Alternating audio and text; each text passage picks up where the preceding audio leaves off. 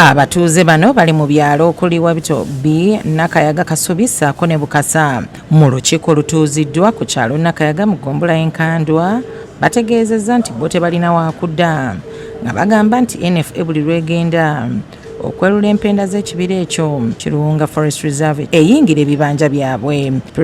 Esobola tusasulira ettaka lino ne tulibeerako kubanga tuli ba gavumenti, ffe tuwa obululu gavumenti, ebitundu ebirala nga byo babisasulira essente ne batwala ettaka. Wano Enkooko baali babagobye ku ttaka, gavumenti yabasasulira essente era Nabbanja onalebo Nabbanja essente zino abeera azisasulayo.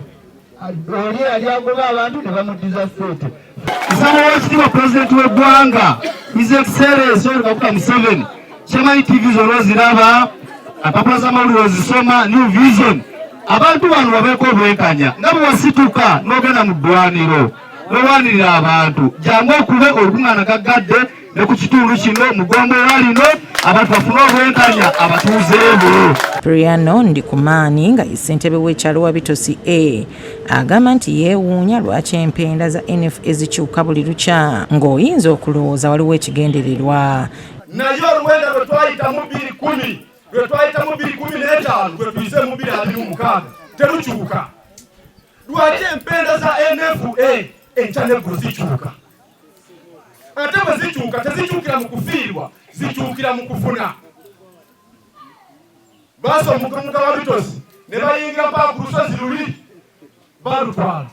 Naye nga ne lw'obuuza omuzeeyi ali wano omwana omuto bamanyi public land wekoma. Ebibanja by'abantu NFA bye yasimbamu ebikondo byeyagala okutwala ebirimu emisiri gy'emmwanyi ebitooke gattako n'ebirime ebirala. Andika olutalo n'endulwana ne mufiiramu abaana bange 8. Bwe twawangula olutalo nga tuvudde mu nsiko muzeeyi n'atugamba nti muli bakadde ndakubawa ssente ez'obuyambi ez'abakadde kaakati bango bandagewa ndi muka muzeeyi ni bwana wa muzeeyi Museveni buli kalulu akadde akamuwa. Kansala akiikirira eggombolola Nkandwa mu district William Luwaga ayagala ssentebe wa district ababuulire oba banaabeera mu bibanja byabwe.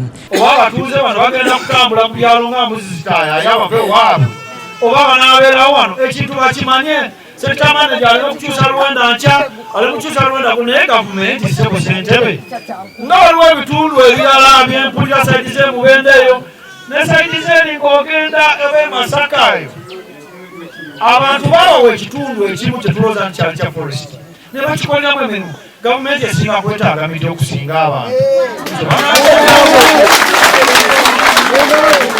Wano waliwo okulonda lwenale mu kikulu kinakyo wano bawa NRM n'ebitundu byonna ebyetulonde wano ffenna bwe twawangulira.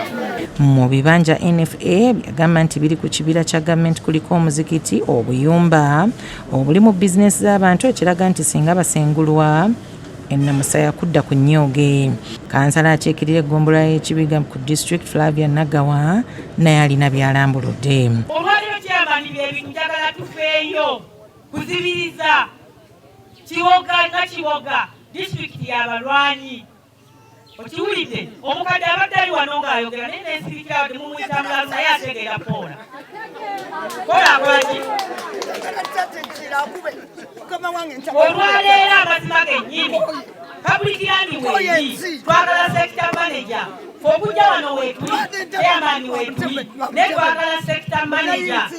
Avunaanyizibwa ku ntobazi n'ebibira mu disitulikiti y'Ekiboga Patrick Musaasiza agamba nti ettaka lino eriri ku byalo 5 lya public land nga kuliko abaasaba obwannannyini n'akubiriza n'abalala basabe balabe oba NFA enaddamu okubasumbuwa. Tugamba public land emitendera egy'okusaba public land weegiri